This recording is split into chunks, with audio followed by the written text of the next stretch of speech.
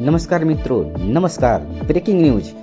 अभी लाल घाघरा जो है कि इतने दिनों से जो है कि रिकॉर्ड तोड़ने के बाद आज फिर तहलका मचा रहा है और आगे भी तहलका मचा रहा है और आगे भी मचाएगा। तो आपको बताते चले कि अभी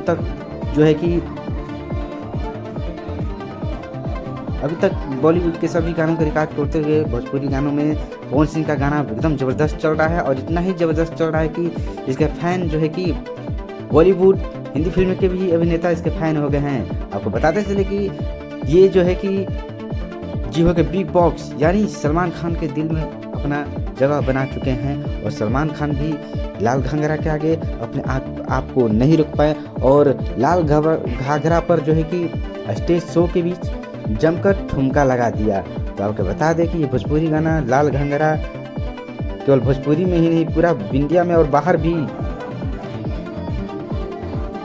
अदर कंट्री में भी बवाल मचा रहा है।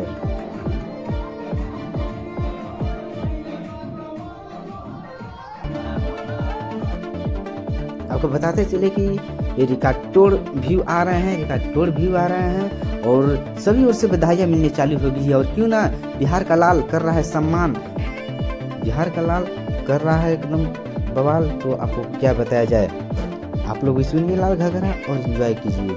पूरा बिहार में तहलका मचाने के बाद बॉलीवुड भी दीवाना हो चुका है और भोजपुरी का क्रेज बहुत ज़्यादा बढ़ने लगा है हमारे बीच।